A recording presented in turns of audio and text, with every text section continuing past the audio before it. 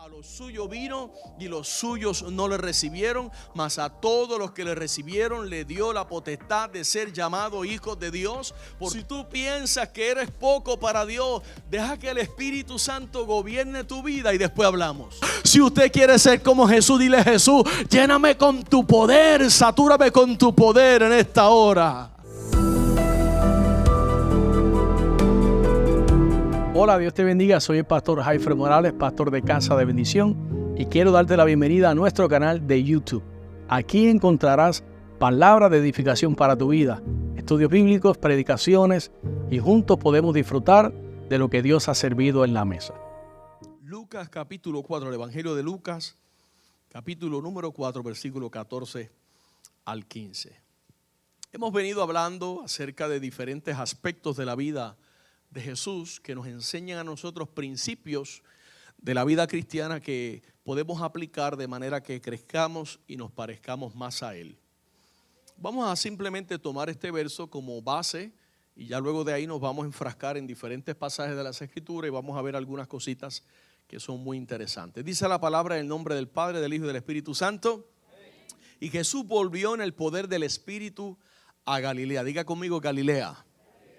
Y se difundió su fama por toda la tierra de alrededor. Quiere decir que Jesús se volvió famoso. ¿Vio eso? Y enseñaba en las sinagogas de ellos. Cuando dice de ellos, se está haciendo referencia a los judíos de su tiempo, ¿no? A los religiosos.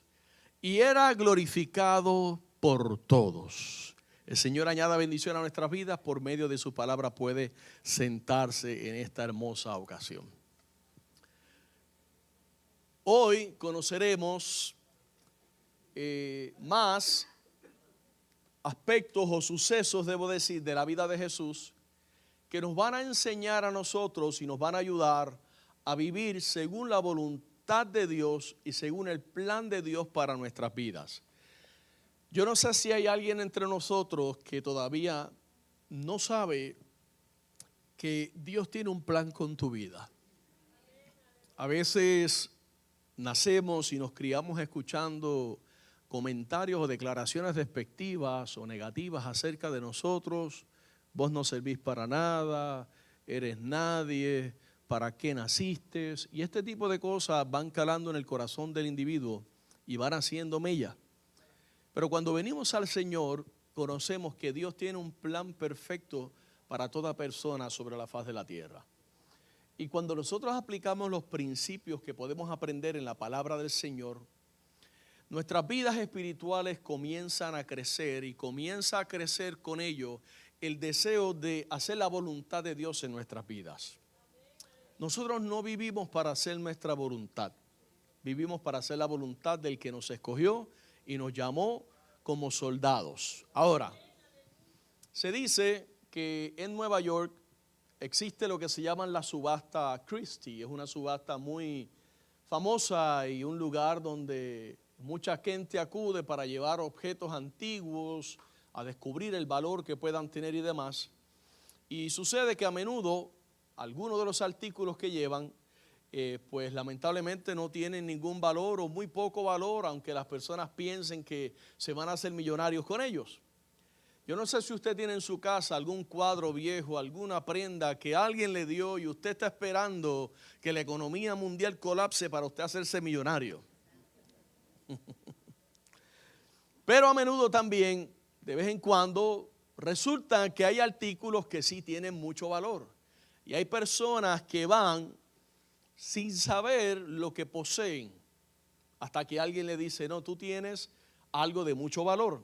Este fue el caso específicamente de una mujer que llegó a ese lugar, a la casa de las subastas, y con una piedra que había guardado en su ropero. Era un joyero muy antiguo, regalado por su abuelita, y ella siempre vivió con la convicción de que eso ha de ser nada. Mi abuelita no era una mujer adinerada y quizás el valor que tiene es un valor sentimental. Pues resulta, amado, que la piedra era una piedra de rubí muy antigua, que había sido inclusive hecha por Tiffany Company en el 1904 y tenía un valor aproximado de $385,000. Aquella piedrecita que ella tenía escondida en el closet de su casa. ¿Qué nos enseña esto, hermanos? Que esta mujer siempre tuvo muy de cerca algo muy valioso que ella no supo reconocer. ¿Y qué nos enseña esto a nosotros? Bueno, nos hace preguntarnos cuántas personas viven ignorando a Jesús, la perla de gran precio, teniéndolo tan cerca de ellos. Pero esto nos lanza o nos hace meditar en otra pregunta.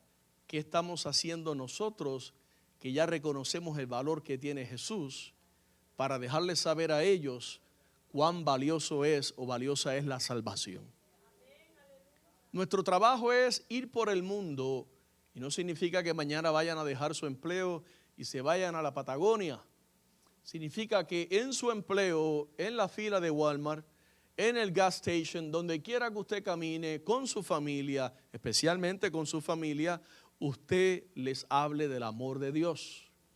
Si usted quiere ser como Jesús, usted tiene que hacer las cosas que Jesús hacía. La pasada semana o las pasadas semanas, debo decir, hablamos acerca de la infancia de Jesús, cómo Él crecía en gracia, crecía en estatura. Aprendimos mucho de algunos principios escriturales que podemos aplicar a nuestras vidas. Y lo primero que aprendimos fue que para ser como Jesús debe de ser en nuestra vida la disciplina o todas las disciplinas espirituales deben ser prioridad para nosotros, como la oración, el congregarnos, el dar a Dios lo que a Dios le pertenece. Entonces, también aprendimos, hermano, y es una de las cosas que queremos recalcar, que nosotros podemos llegar a conocer a Jesús por lo que otros opinan de Él. Posiblemente algunas personas nunca van a leer una Biblia, pero le van a escuchar a usted hablando en la oficina del médico acerca de Jesús. Y van a aprender de Él de esa forma, pero también podemos aprender de Jesús cuando nos relacionamos con Él. Imagínese este ejercicio que voy a hacer, que es bien básico y bien sencillito, nada elocuente. Ven por aquí mi hermano Elvin, usted que es así un hombre bien parecido. Y voy a llamar por aquí a mi hermano Denis. No vamos a hacer competencia, cuál de los dos está más hermoso. Ustedes cada uno tiene su esposa. Okay.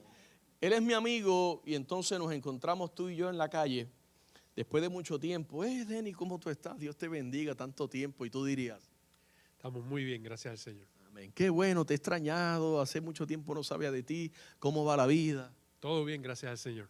Qué bueno, todo le va bien a Denis. ¿Y tienes familia? ¿Cómo estás? Oye, ¿te casaste? Me casé, gracias al Señor. ¿Y tienes muchachos? Tengo muchachos, gracias al Señor. Amén, no está mintiendo, es verdad. Y pasan 5 minutos y mi amigo Elvin aquí totalmente ignorado. Va a llegar el momento que la curiosidad va a tocar la mente y el corazón de él, como que ¿quién será el que anda con el pastor? Y va a llegar el momento que la curiosidad va a tocar la mente y el corazón de él de decir: bueno, ¿y por qué el pastor me ignora? ¿O por qué no me presenta? ¿Comprendimos, no? Un aplauso a estos dos modelos. ¿Qué sucede si nosotros hacemos eso con Jesús? Tanto tiempo, muchacho, tremendo. Podemos hablar de pelota, de baloncesto, de que anoche Canelo le ganó, pero realmente perdió. Y no hablar de Jesús. Podemos hablar de nuestros hobbies, de ir a la playa, que me encanta pasear, y no hablarle de Jesús. Entonces, generalmente lo que los cristianos oramos es que Dios se le revele a esa persona. Padre, revélate a esta persona. Pero ¿qué tal si la revelación venía por la relación que tú estabas teniendo con Él? ¿Qué tal si Jesús se iba a revelar a la vida de mi amigo Elvin a la medida, o a la de mi hermano Denis, a la medida que yo le presentaba a Elvin, no como que fuera Jesús, a mi amigo Denis? ¿Qué tal si esa era la única oportunidad en la vida entera? Porque posiblemente al salir de aquí hoy fuera su último día y yo no lo presenté. Bueno, para eso estoy yo aquí, para hablarle a usted de esto. Otra cosa que aprendimos fue que Jesús, aprendimos algunos aspectos del inicio del ministerio de Jesús, aunque hoy vamos a hablar del inicio de su ministerio en Galilea, pero particularmente las pasadas semanas aprendimos de que servir a Jesús, conocer a Jesús es un deleite. Entonces, como es un deleite, a mí me gusta hablar con Él. A mí me gusta leer su palabra y conocer de Jesús. Cuando uno se convierte, lo primero que le dicen es, léete el Evangelio de Juan. ¿Por qué? Porque allí está revelado el ministerio de Jesús como ningún otro evangelio. Y uno comienza a leer y empieza a aprender de Jesús. Y Jesús hacía milagros, y Jesús murió, y resucitó, y ascendió al cielo. Y un recién convertido, eso comienza a transformar su vida. Comenzamos, ahora con el tiempo puede llegar que el afán y la ansiedad comience a apagar esa llama en el recién convertido y ya no adora como antes, ya no anda, ya no platica como antes, ya no frecuenta la iglesia como antes. Y sucede, hermano, que esto nos puede pasar a todos, pero nosotros aprendimos lo contrario, aprendimos que estar con Jesús es un deleite. Es un deleite, hermano. Y que aprendimos inclusive que al conocer los nombres de Dios, conocemos el carácter de Dios. ¿Hay alguno entre vosotros enfermo? Bueno, aquí está Jehová Rafa, que es nuestro sanador. ¿Hay alguno necesitado? Aquí hay uno que se llama Jehová Jireh, que es capaz de suplir todas tus necesidades conforme a tus riquezas en gloria. ¿Hay alguno entre nosotros que se siente abatido, caído, ignorado? Entre nosotros está Jehová Nisi, que es nuestra bandera, nuestro representante. Y cuando comenzamos a conocer acerca de los nombres de Dios, conocemos el carácter de Él. Sucede, hermano, que descubrimos aspectos de Dios que nos maravillan. Hoy hablaremos del inicio del ministerio de Jesús en Galilea. Y vamos a tocar específicamente 4 cosas que hizo Jesús que le permitieron a Él extender su alcance ministerial por todas las partes. Como leímos al principio, Jesús se hizo famoso. Lo primero que vamos a hablar es de que Jesús inició su ministerio en Galilea. Y usted dirá, ¿qué tiene eso de sorprendente, pastor? Eso lo sé yo desde que me convertí. Bueno, vamos a ver qué era Galilea. Galilea era una de 3 provincias que existían, que estaban situadas al oeste del río Jordán. Geográficamente estaban al oeste del río Jordán. Y era una ciudad de tierras muy fértiles y de hecho era una ciudad muy rica en cultivos de cereales.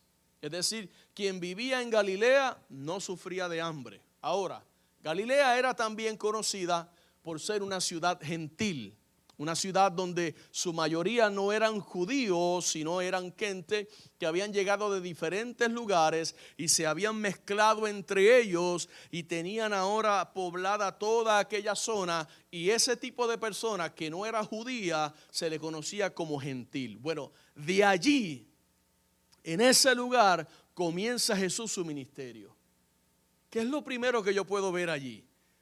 ¿Se acuerdan lo que dice el evangelista Juan en el capítulo 1, versículo número 11 y 12? A los suyos vino y los suyos no le recibieron, mas a todos los que le recibieron le dio la potestad de ser llamados hijos de Dios. Por tanto, Jesús supo ir a donde estaba la necesidad de aquellos que él sabía que iban a abrir su corazón a recibir el mensaje del evangelio. Nosotros debemos de analizar, hermanos, ¿dónde está la necesidad? Y allí debemos llevar a Jesús. Posiblemente la necesidad está en la puerta de la casa de al lado tuyo, donde hay una mujer soltera o madre soltera que apenas tiene para finalizar lo que le resta del mes. De ahí entonces, de que Galilea era una ciudad gentil, nace el pensamiento en la mente del judío de que no creían que de Nazaret, que era de Galilea, pudiera levantarse un profeta hablando de parte de Dios.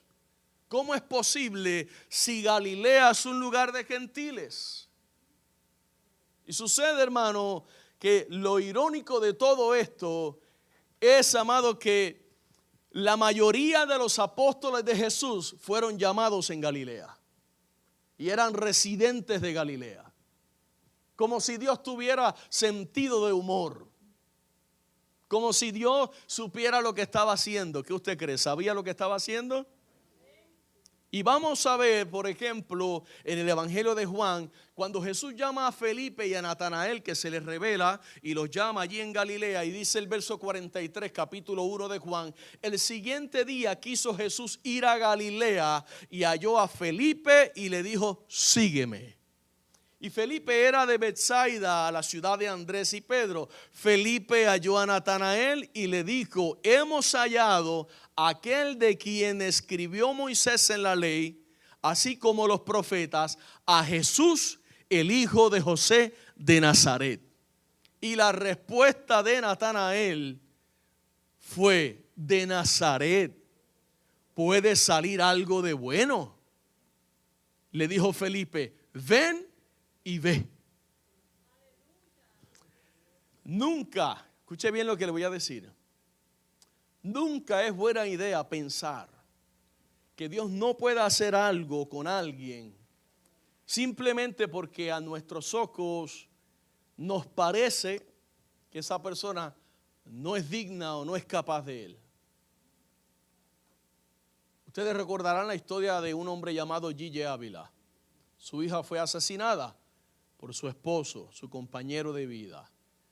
Gille Ávila fue a la cárcel y le predicó a Jesús y se convirtió el asesino. Y no solo se convirtió en un predicador del evangelio. Ahora, posiblemente nosotros digamos: esa persona no es digna. Un violador de niños. ¿Cómo es posible que Dios lo vaya a perdonar y ahora lo vaya a levantar y lo vaya a restaurar? No, que lo perdone Dios. ¿Qué tal un ladrón que te robó y que ahora aparece en tu vida? Escuchaba en estos días a un pastor testificar acerca de un caso en el cual él quiso, o el Señor lo llevó a ayudar a restaurar la vida de un joven, y aquel joven comenzó a robar en la iglesia 1, 2, 3, 4 veces.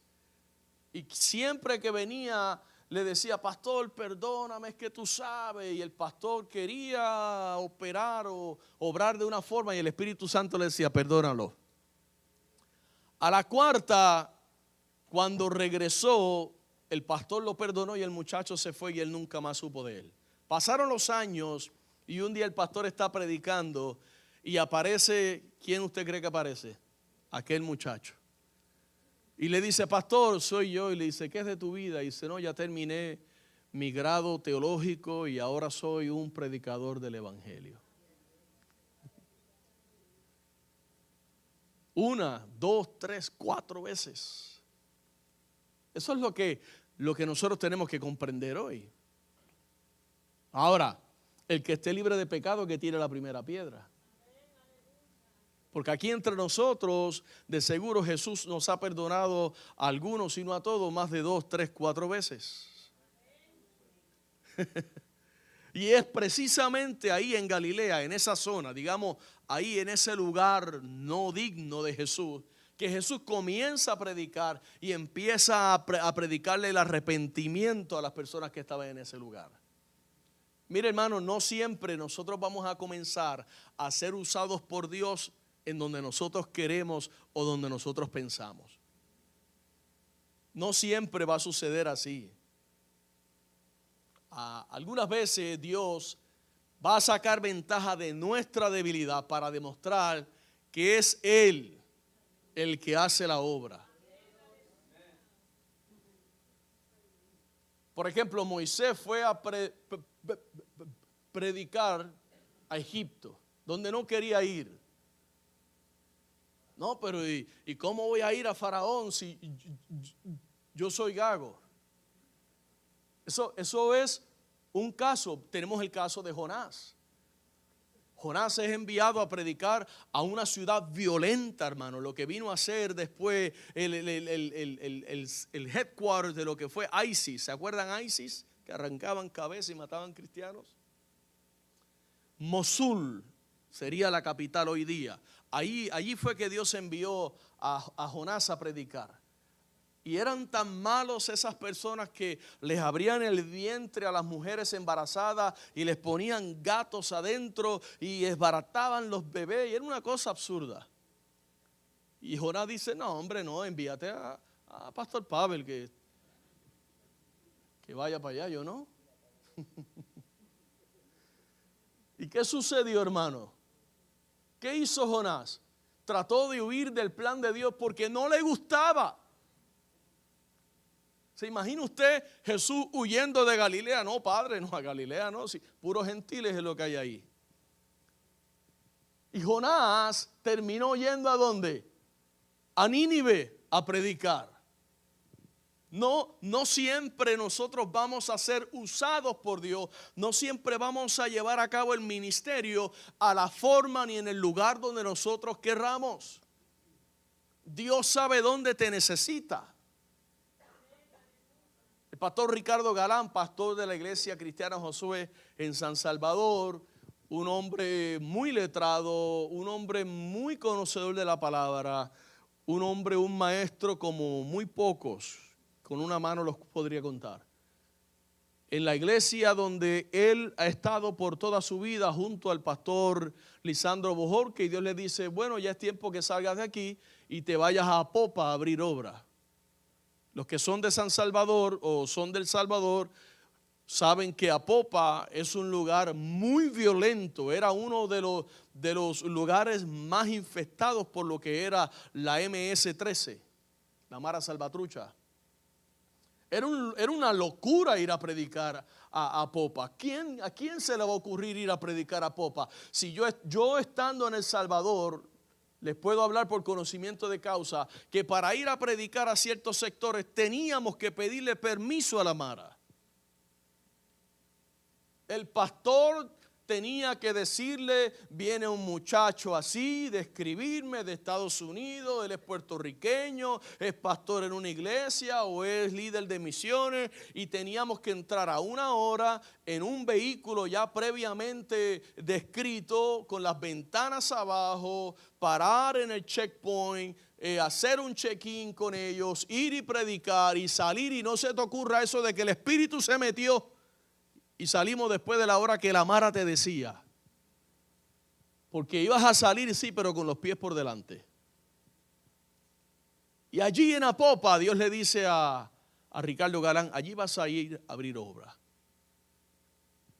Cuando yo comencé mi ministerio, hermano, fue en las calles de Orlando. Específicamente en el área de lo que se conoce como la Americana Boulevard. La Texas, Oak Ridge, donde están todos los ángeles de esta zona. Quizás yo anhelaba predicar del púlpito. Se acababa el culto y me encerraba con mi amigo a orar ahí y predicaba. Él me predicaba a mí y yo le predicaba a él. Solito nosotros practicando. Un día nos van a dejar predicar de aquí. Pero mientras ese día llegaba, era en la Americana, era en la Oak Ridge, era en la Texas. Pero había que predicar a Cristo. Yo no empecé donde yo quería. Para poder llegar aquí me tomó tiempo. Por la gracia del Señor, a Él sea la gloria. Pero el Señor comenzó a abrirme puertas en las calles. Después el Señor me llevó a través de diferentes países con mi esposa. Viajamos a El Salvador, vimos a Dios obrando allí. Dios levantó obra allí. Fuimos a Costa Rica, Guatemala, y así el Señor nos fue llevando hasta que el día de hoy pudimos abrir un instituto bíblico. Fue una experiencia maravillosa. No siempre vamos a comenzar donde queremos. A veces queremos comenzar donde debemos terminar. Y no importa donde te toque comenzar. Lo importante es obedecer y hacer la voluntad de Dios para tu vida. Si Jesús no hubiese comenzado su ministerio en Galilea, no hubiese levantado a sus apóstoles, no hubiese tenido un equipo ministerial. ¿Me hago entender, hermanos?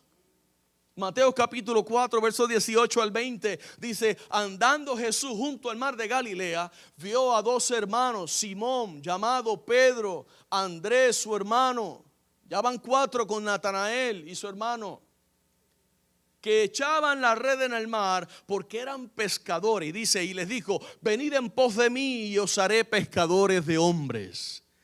Ellos entonces, dejando al instante las redes, le siguieron. Mire, los más grandes ganadores de almas de la historia salieron de Galilea. Hágame el favor. Yo no sé de dónde Dios te sacó a ti. A veces Dios se glorifica usando a las personas menos preparadas, aquellas que tienen poco o ningún atractivo para la gente, aquellos que no necesariamente tienen el mejor léxico ni tienen la mejor presentación para la gente. Pero ¿por qué, amado? ¿Por qué? Porque Dios quiere que en todo lugar y en todo tiempo Jesucristo sea glorificado, y donde sea que Dios te ponga a ti, allí que no te vean a ti, que vean a Jesús en ti. Primera de Corintios capítulo 1 verso 26 al 31, un hombre que irónicamente fue perseguidor de la iglesia, un hombre que irónicamente fue el segundo más grande estudiante del Instituto Teológico de los tiempos bíblicos, llamado Saulo de Tarso, ahora le escribe a la iglesia que está en Corinto y le escribe unas palabras que no le aplicaban a él. Pablo era un hombre letrado, Pablo era un hombre muy inteligente, elocuente. Y dice, verso 26 al 31, le escribe a la iglesia en Corinto y le dice, pues miren, hermanos, vuestra vocación, que no sois muchos sabios según la carne. Permítame añadirle, no, ustedes no son como yo, Saulo de Tarso o Pablo, letrado, preparado. No son ustedes tampoco, dice, ni muchos poderosos, ni muchos nobles, sino, y aquí pareciera, amado, que los insultó. El verso número 27 le dice, sino que lo necio del mundo escogió Dios para avergonzar a los sabios. ¿Qué le está diciendo Pablo? No se trata de mi sabiduría. Yo soy el sabio, ustedes son los necios, pero a ustedes los ha escogido Dios. Y luego les dice, y lo débil del mundo escogió Dios para avergonzar a lo fuerte. Le pregunto, si usted va a armar un equipo ministerial, ¿va a escoger los que menos puedan? ¿Los más débiles? ¿Qué hace uno? Uno busca gente que pueda aportar algo a la visión del ministerio. Pero ¿sabe lo que sucede muchas veces? Que a veces es mejor trabajar con los que no saben mucho, porque son más moldeables, son más manejables. Y dice, y lo vil, lo débil del mundo escogió Dios para avergonzar a lo fuerte, y lo vil del mundo y lo menospreciado escogió Dios, y lo que no es para deshacer lo que es. Verso 29, ¿por qué Dios habrá hecho las cosas de esta forma? Ahí está escrito la razón por la cual Él lo hace de esa forma. A fin de que nadie se jacte en su presencia, hermano. No es el predicador, no es el apóstol, no es el profeta, no es el maestro. Es Cristo el que se tiene que predicar, el que tiene que ser glorificado. No se trata del hombre, no se trata de la visión de la iglesia. Se trata de Jesucristo entronado en el corazón de cada miembro de una iglesia, hermano. Y el verso 30 dice, mas por Él están ustedes en Cristo Jesús, el cual nos ha sido hecho por Dios sabiduría, justificación, santificación y redención. Eso es una predicación aparte. Y el verso 31, la cherry encima del topping, para que como está escrito, el que se gloría, gloríese en el Señor. Yo tengo una opinión, no tiene nada que ver con la Biblia. A mí no me gustan Pavel Poveda Ministry. Te estoy tirando hoy. Porque, it's too much about him. Demasiado. Fulano de tal ministry. No digo que sea pecado, entiéndame. Pero, no se trata de ti ni de mí, hermanos. No, se trata de Jesús. Se trata de Él y siempre se va a tratar de Él. Si tú piensas que eres poco para Dios, deja que el Espíritu Santo gobierne tu vida y después hablamos. A ver de qué es Dios capaz de hacer contigo, qué es Dios capaz de hacer con tu matrimonio en quiebra, qué es Dios capaz de hacer con tu adicción, con tu situación de vida, con lo que sea que tú estás atravesando. Si el Espíritu Santo gobierna tu vida, tú puedes salir de Galilea, puedes salir del caserío, puedes salir del barrio, donde sea, pero Dios te va a dar una vida de victoria. Para Dios las debilidades son fortalezas y las fortalezas debilidades. Por eso llamó a Pedro, un hombre con problemas evidentemente de carácter, de temperamento. Por eso llamó a un Mateo, un hombre que le robaba a los más vulnerables de su época. Por eso llamó a un Judas sabiendo que lo iba a traicionar. Y después de todo lo vendió con un beso. Lo entregó a la muerte, Judas. Y por eso te ha escogido a ti y a mí. Tú estás aquí no por casualidad. Dios te escogió y hoy Dios le plació soplar aliento de vida sobre ti. Mientras tú dormías y descansabas, Jehová era el que estaba peleando por ti. Yo me acosté, yo dormí y yo desperté porque tú me sustentabas, dice el salmista. Es Cristo en nosotros la esperanza de gloria. No se trata de nadie más. Dios valora a las personas. Por ahí yo aprendí en el país del Salvador, quizá en otro lugar, un dicho que dicen: ¿cuánto tienes, cuánto vales? ¿Cuánto tienes, cuánto vales? Oh, ahí viene el ingeniero tal.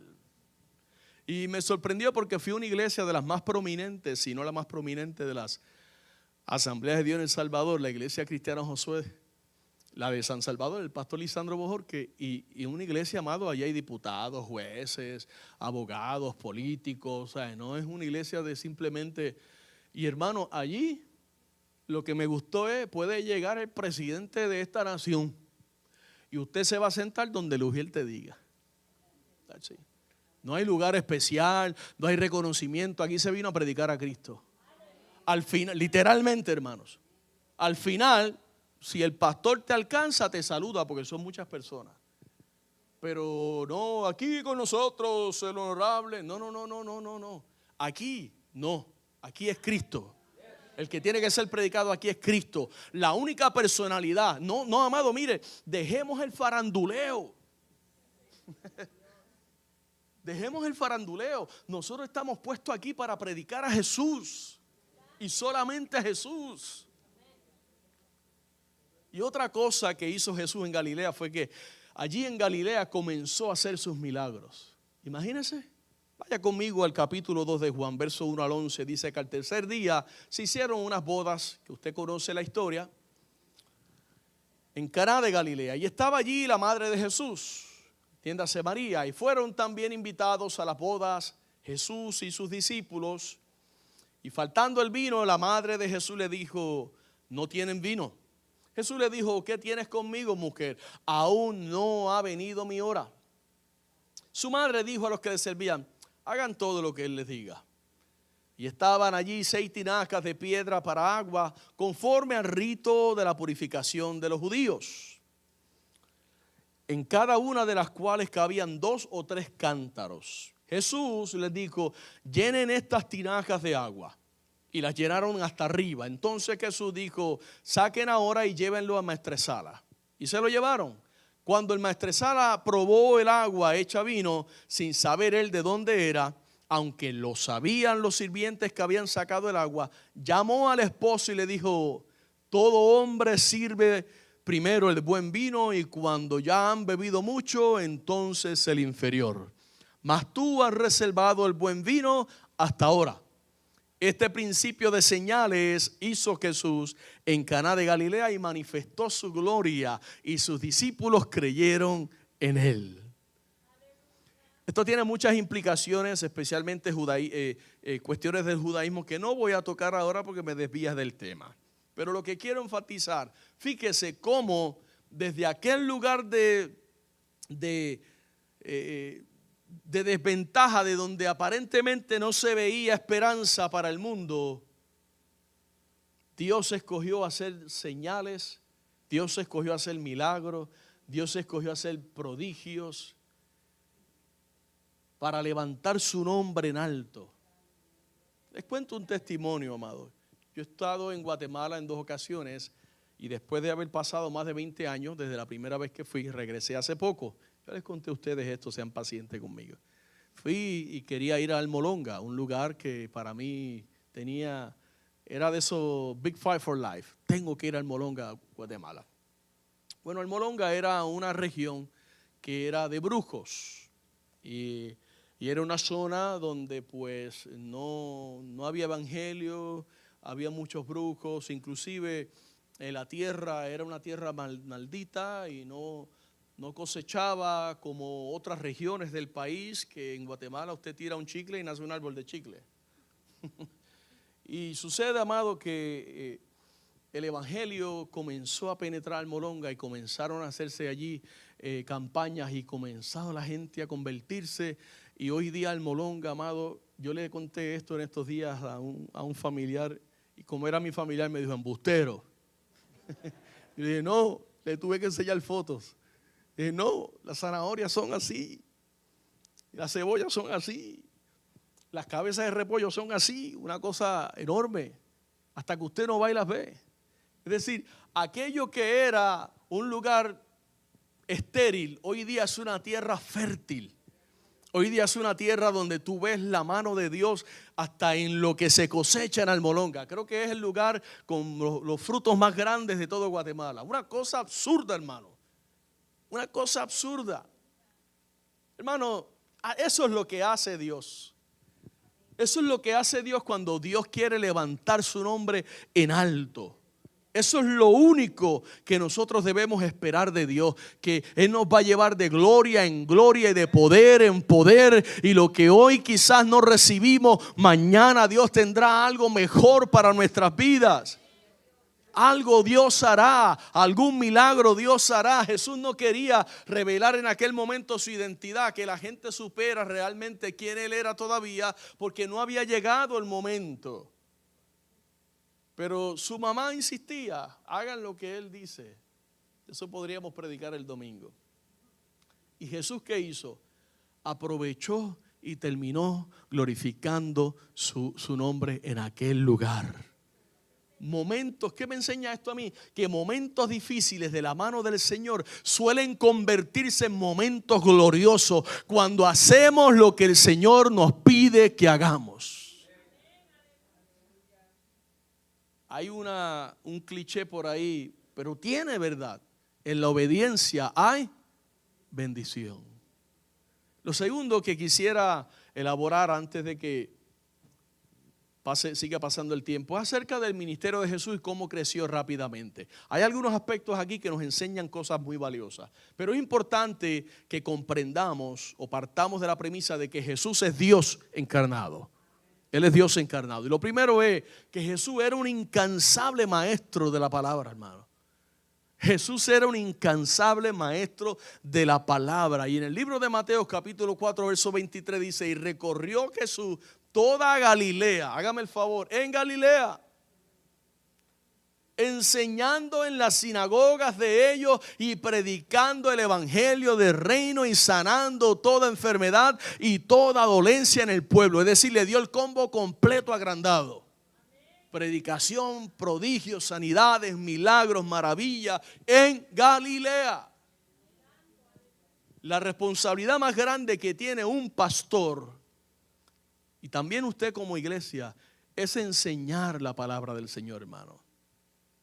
A veces pasamos por alto esto y queremos estar inventando mucho. Y en los inventos nos enredamos y mire, la palabra del Señor es la responsabilidad mía como pastor. Si yo estoy envuelto en 20 cosas y no tengo tiempo para orar y para preparar un buen sermón, sáqueme de aquí. Llame al concilio y sáqueme. Me hace un favor. Es la primera prioridad. Lo vemos en el libro de los Hechos, el que le entiende, capítulo 6. Los apóstoles estaban demasiado afanados y dijeron, hay que repartir la carga ministerial para dedicarnos a lo más importante, la palabra y la oración. Yo no pienso que los programas sean malos, pero cuando sustituimos el mensaje de la resurrección por un conejito y por unos huevos, no podemos negar que algo anda mal. Algo anda mal. Ya. Usted me está entendiendo, ¿no? O sea, hermano,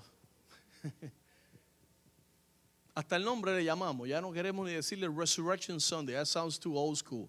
Excuse me? That's what it's all about. Jesus. Resucitando de la muerte. I mean, with all due respect for those that believes in conejitos que ponen huevos, pase aquí, ahorita vamos a orar por usted. Lo que quiero enfatizar, amado, es que cuando sustituimos el mensaje, imagínese que usted le diga a un musulmán, en el Ramadán vamos a predicar de un huevo, de un conejito que pone huevo para que la gente, se sientan bien y demás. Posiblemente usted sabe que se pongan un poco fuertes los amigos musulmanes. A eso me refiero. Un pensamiento que ha desvirtuado mucho la responsabilidad de la iglesia de predicar es pensar que la iglesia es la que debe de tener los ministerios específicos para evangelizar. Para que la palabra se predique, cuando en realidad, hermano, es responsabilidad de todos.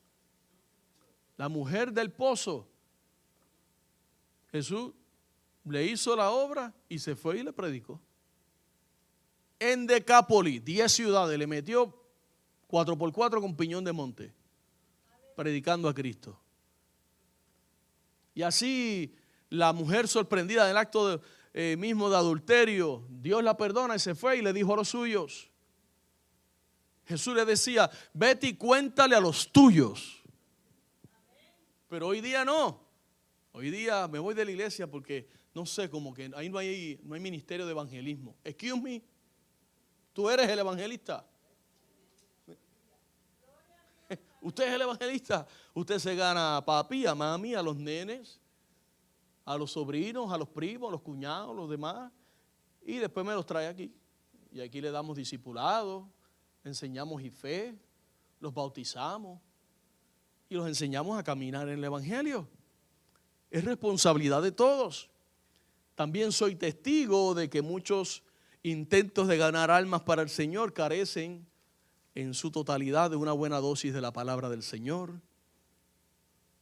Y podemos debatir, hermano, de métodos, pero no podemos, hermano, debatir de la verdad.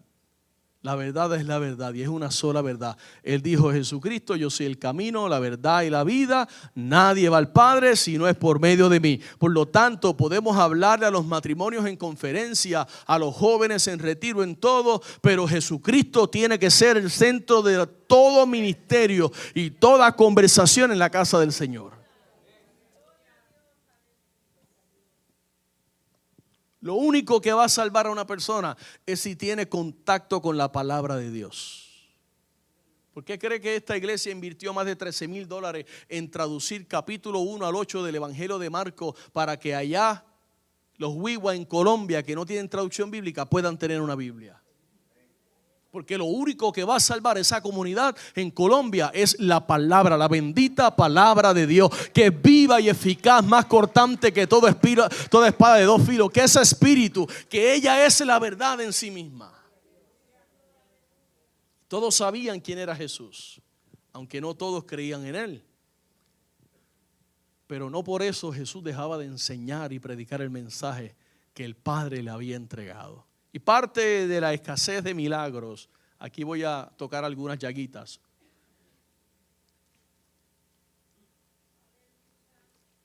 parte de la escasez de milagros y señales en el cristianismo de hoy día está relacionado a la falta de palabra en los púlpitos. En el Evangelio de Marcos, capítulo 16, después de la gran comisión, versículo 15 al 19, el versículo número 17 dice: y estas señales seguirán a los que creen. En mi nombre echarán fuera demonios, hablarán nuevas lenguas, tomarán en las manos serpientes, y si bebieren cosa mortífera no les hará daño. Sobre los enfermos pondrán sus manos y sanarán. Y el Señor, después que les habló, fue recibido arriba en el cielo y se sentó a la diestra de Dios. Ok, quiero que usted entre en el pasaje. Jesús les está predicando y van a hacer esto, y el que cree va a pasar todo esto. Dios les bendiga, yo me voy. Pero no termina el pasaje ahí. Jesús ya no estaba físicamente con ellos, pero había dejado algo que tiene el poder, que es lo único, repito, que puede transformar la vida de los hombres. Y en el verso número 20 dice: y ellos saliendo esperaron que hicieran un ministerio evangelístico en la iglesia y se fueron por todas partes. No, ellos salieron y se fueron a predicar por todas partes. Pero mire lo que dice el texto: ayudándoles el Señor y confirmando la palabra con las señales que la seguían. Quiere decir que las señales siguen a la palabra. La palabra tiene que ser predicada para que veamos señales y prodigios en la iglesia del siglo XXI. Pero ¿qué es lo que hacen algunos, hermanos? Allá sale aceite por las paredes. Allá a aquel le sale oro, polvo oro por las manos. Y corremos detrás de las señales y los milagros. Es más, yo le voy a decir algo más para acabar de volarle la caspa teológica. Las señales y los milagros eso no significa que Dios está en un lugar, aunque sean verídicos. Pastor, qué disparate. En tu nombre eché fuera demonios, en tu nombre apártate, no te conozco. Que decir que lo hiciste sin mí, yo no te conozco. ¿Está conmigo, hermanos? No se enoje. ¿Cuántos leprosos fueron sanados? ¿Cuántos regresaron? ¿Cuántos fueron salvos? ¿Uno? Los milagros y las señales no salvan a nadie. Lo que salva es el poder del evangelio. Cuando se predica la bendita palabra de Dios. 3:16 de Juan dice: porque de tal manera amó Dios al mundo. ¿Para qué? Que dio a su Hijo unigénito, para que todo aquel que en él cree no se pierda, mas tenga vida eterna. No envió Dios a su Hijo al mundo para condenar al mundo, sino para que todo el que cree sea salvo. Pero el verso 18 hay que predicarlo también. Los que no creen ya han sido condenados. Lo dice la Biblia, hermanos. Es palabra de Dios. Pastor, no predica así de fuerte que se asusta a la gente. La gente tiene que escuchar el evangelio, hermano, completos. La iglesia no necesita más nada que no sea la palabra de Dios para ver a Dios moverse transformando vidas. El cielo y la tierra pasarán, su palabra no pasará. No es que estamos careciendo de ministerios efectivos, perdóneme, estamos careciendo de cristianos efectivos. Eso es lo que carece la iglesia del 2025. Lo segundo, para expandir su ministerio, él enseñaba y también predicaba. Parece lo mismo, pero no es. Predicar ya es proclamar las buenas noticias de salvación. Dice que Dios envió al mundo a su Hijo unigénito para que todo aquel que en él cree no se pierda, mas tenga vida eterna. Esa es la noticia de salvación. Jesús predicaba en todo lugar, donde quiera que él iba. Y nosotros debemos hacer lo mismo. Veía un video esta mañana de un hombre predicando en las montañas parecía Honduras, y anda por las calles así de algún barrio, y que salen señor bravo, amado, con el machete y ¡pa! Le mete un machetazo aquí. ¡Ra! Tienes cansado, le dice. Y le dice, pero si yo estoy en la calle. Pero lo que me era que él con el micrófono y la mano aquí le seguía diciendo, le seguía citando la palabra. No temas al que mata el cuerpo. Y le decía, Jesucristo te ama. Y si no te arrepientes, un día tendrás que darle cuentas a Dios. Pero quiero que sepas que Jesucristo te ama. Y se escuchaba que le decía a los hermanos, estoy sangrando, me duele. Pero no soltó el micrófono. Seguía predicando a Cristo. Y decía, hasta que me mate, pero te voy a predicar a Cristo. Bueno, lo iba a poner y no lo puse. Porque yo decía, algunos hermanitos van a decir, pastor, pero eso está exagerado de fuerte. La iglesia tiene muchas cosas de qué hablar, pero ninguna es más importante que hablar de Jesús. En nuestras reuniones, en nuestros desayunos, cuando nos sentamos a compartir, nunca olvidemos quién está a nuestro lado. No ignoremos que Jesús está ahí, esperando que lo presentes a tus amigos. Predicar lleva la intención de alcanzar a otros para Dios. A diferencia de la enseñanza que habla de madurar, de endurecerlos, de capacitarlos. ¿Se acuerdan cuando Jesús le dice, ¿me amas? En 3 ocasiones le dice, apacienta mis ovejas. Apacentar significa alimentar con alimento que nutre. Eso hace el maestro en la congregación. Lo tercero que hizo Jesús, por eso aquí ofrecemos, amado, instituto bíblico, que se llama IFE, Instituto de Formación Espiritual. Y yo le insto a que cada uno de ustedes considere, amado, totalmente gratuito, solo paga la matrícula por el costo del libro. Y ni eso, porque ahora lo cobran en internet. Usted puede, amado, crecer y hacerse en un buen discípulo del Señor. Por eso tenemos compromiso bíblico los jueves, que no le cuesta nada sino abrir su aplicación y venir aquí a tomar la clase. ¿Qué día yo dije? ¿Y qué día es? A todos los espero el miércoles. Se le fue el gozo a los zapatos, ¿ah? Alaba, y algunos quisieron. Vamos a ofrecer otro discipulado, se va a llamar Cometa Halley. Esos son los que vienen cada 75 años. Ouch. Brillan no por la gloria de Dios, sino por su ausencia. Número 3, Jesús sanaba toda enfermedad y dolencia entre el pueblo. Todos sabemos lo que es estar enfermo, ¿verdad que sí? En algún momento de nuestra vida hemos estado enfermos. La razón por la cual nos enfermamos puede ser diferentes. Vivimos en un cuerpo caído, hermanos. Cuerpo pecaminoso, y con la caída de Adán y Eva, pues sabemos que entró el pecado y también entró la enfermedad, todas las consecuencias del pecado, y otras veces vale la pena mencionar que nos enfermamos simplemente porque nos exponemos a la lluvia o demás. Pero lo cierto es que a nadie le gusta enfermarse. Porque cuando nos enfermamos nos ponemos que alegres, tristes, hermanos. Nos abatimos y podemos llegar inclusive a deprimirnos en pensamientos, pero más cierto es que Cristo ya hizo provisión para las enfermedades también. Me llama la atención una hermana de la congregación que dice, fui al médico y me dijeron esto. ¿Y qué le dijo? Le dije al médico, eso es un nombre. Me dijo que tenía, yo le dije, eso es un nombre, la enfermedad es un nombre, yo no tengo nada.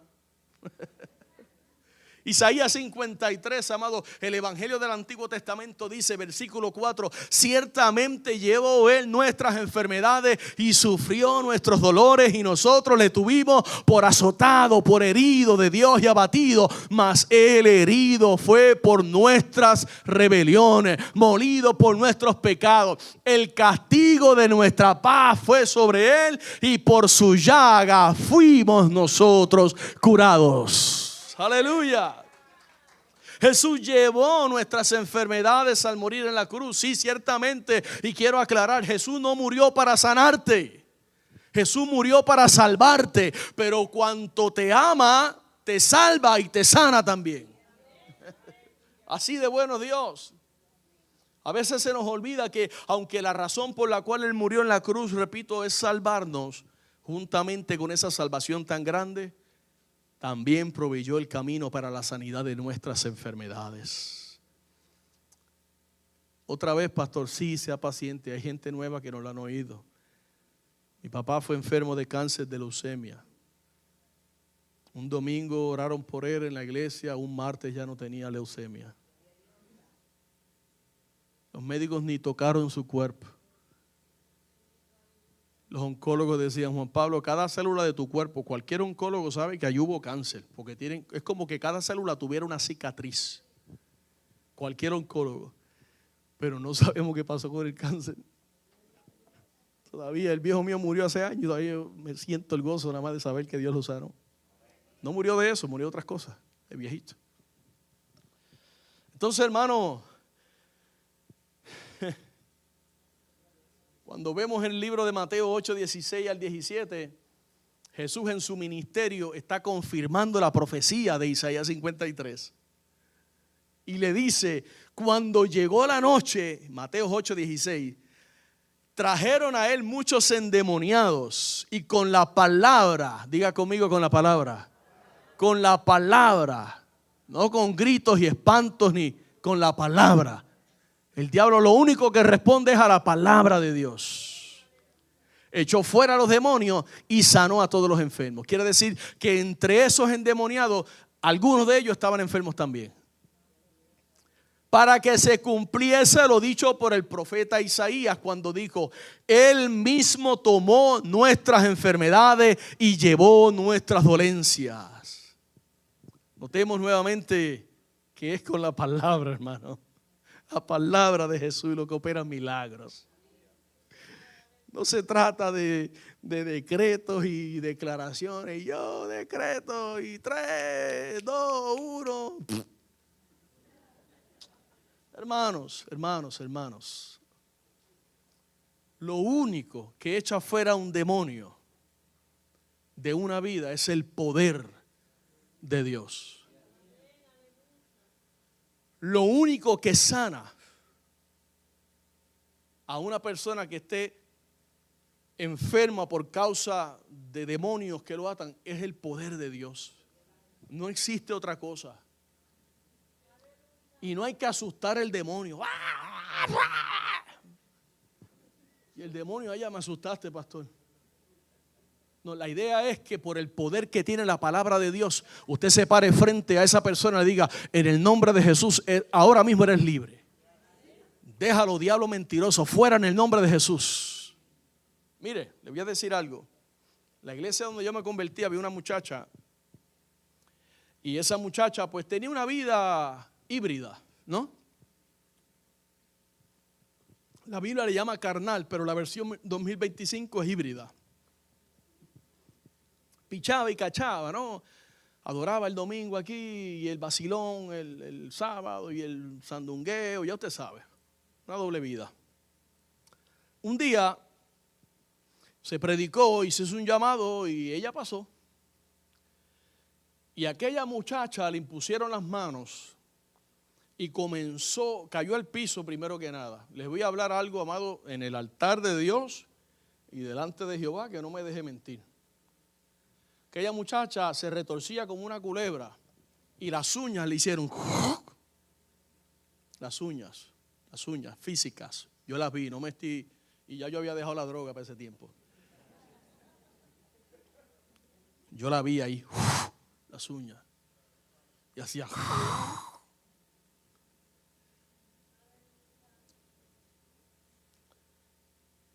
Y lo único que la hizo libre allí fue el poder de Dios.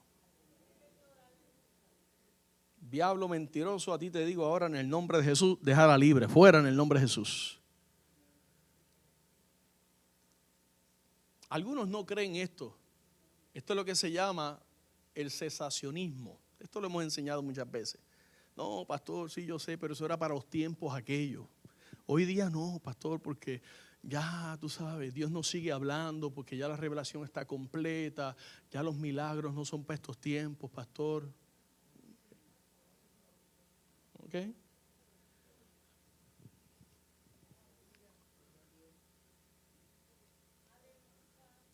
¿Cuántos se alegran de saber que hay sanidad y hay libertad para los hijos de Dios.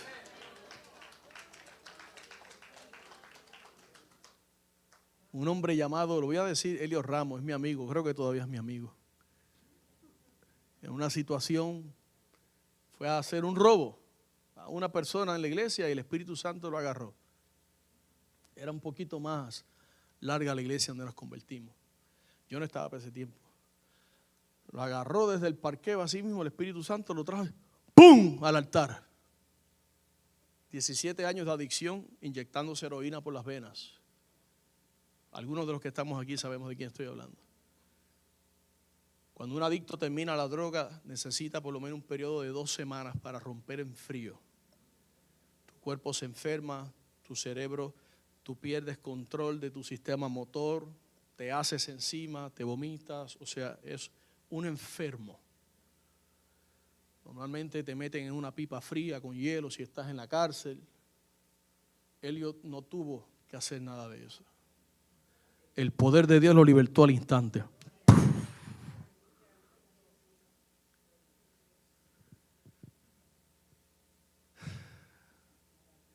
Jesús extendió su ministerio con señales y prodigios también, libertando a los oprimidos del diablo. Mateo 4:24 dice, y se difundió su fama por toda Siria.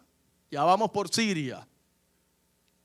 Y le trajeron a todos los que tenían dolencias, los afligidos por diversas enfermedades y tormentos, y los endemoniados, lunáticos y paralíticos, y los sanó. ¿Quién quiere ser más como Jesús? Operar en ese poder en el nombre de Jesús. Vale la pena aclarar que hay enfermedades que tienen origen espiritual. Personas que están enfermas porque hay demonios que oprimen a esas personas.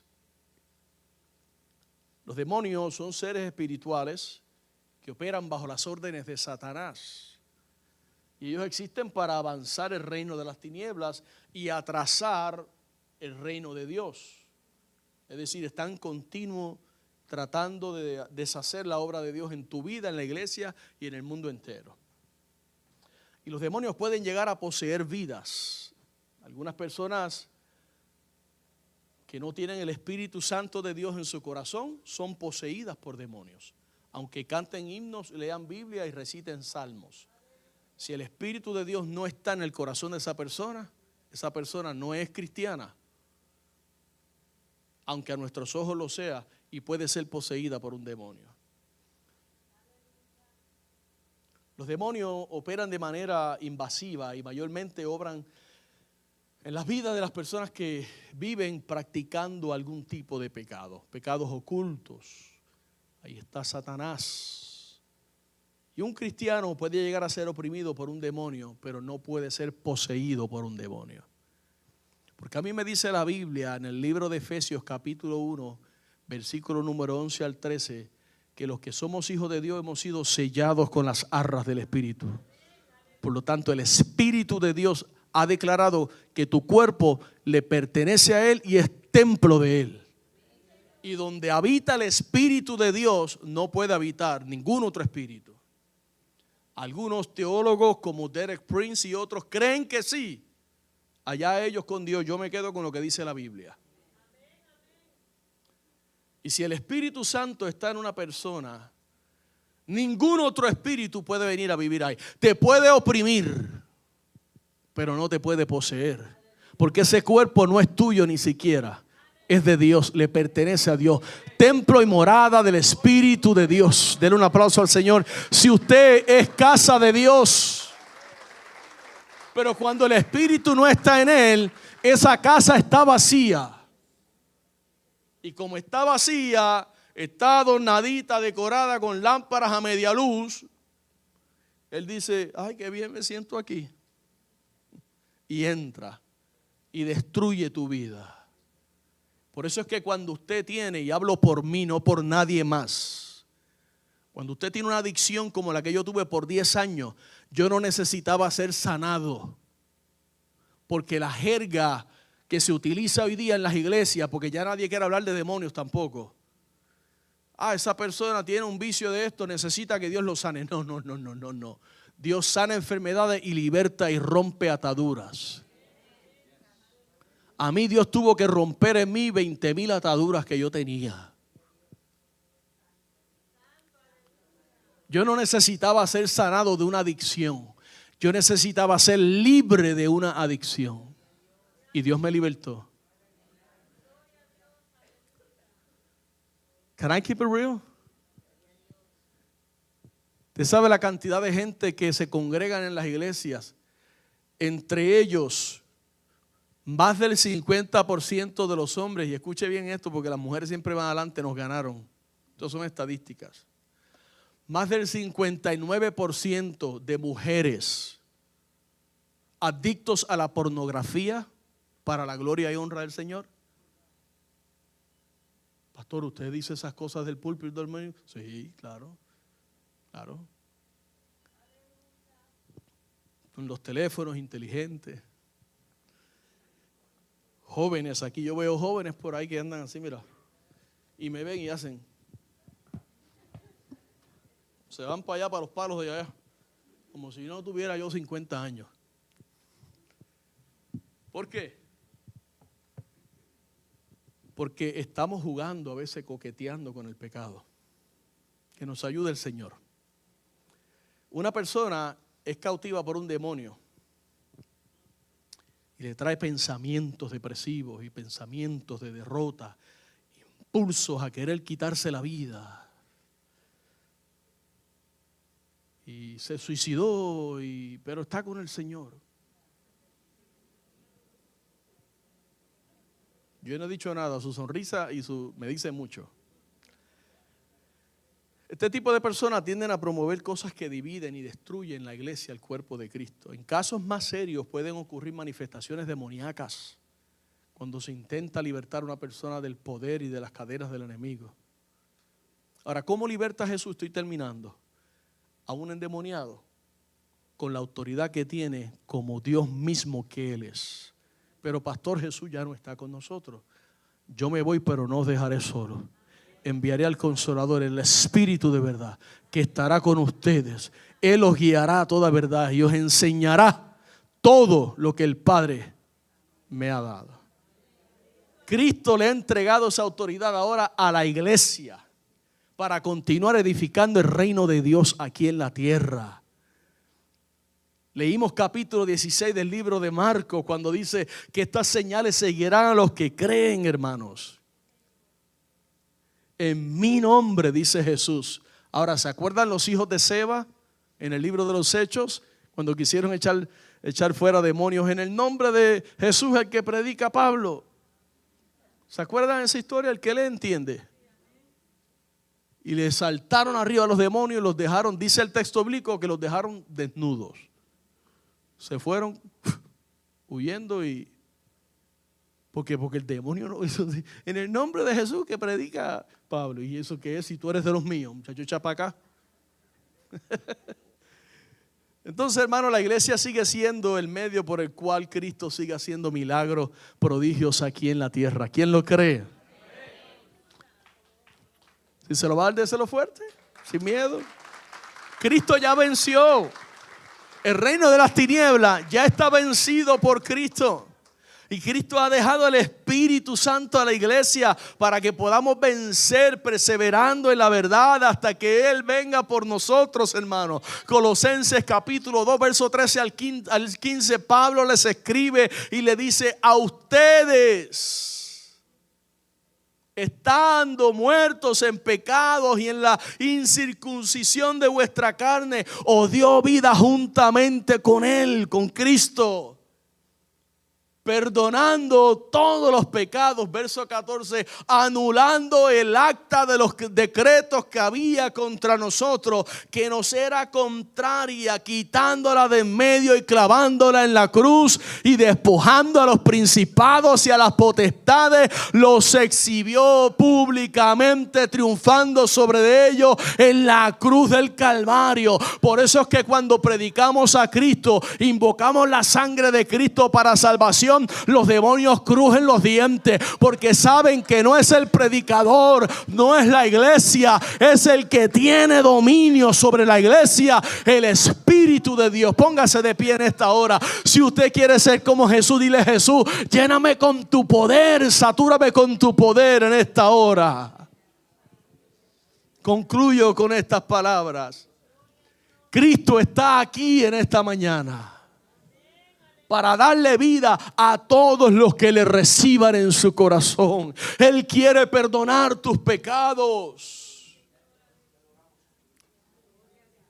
Y no habrá condenación para quien se arrepiente y acepta a Jesús como Señor y Salvador de sus vidas. Hola, sé que esta palabra ha sido de grande bendición para tu vida y quiero invitarte a que nos visites presencial a nuestras facilidades. Estamos ubicados en el 2525 de la Fortune Road en Kissimmee, Florida, 34744. O puedes comunicarte llamando al 407-483-7845. Bendiciones.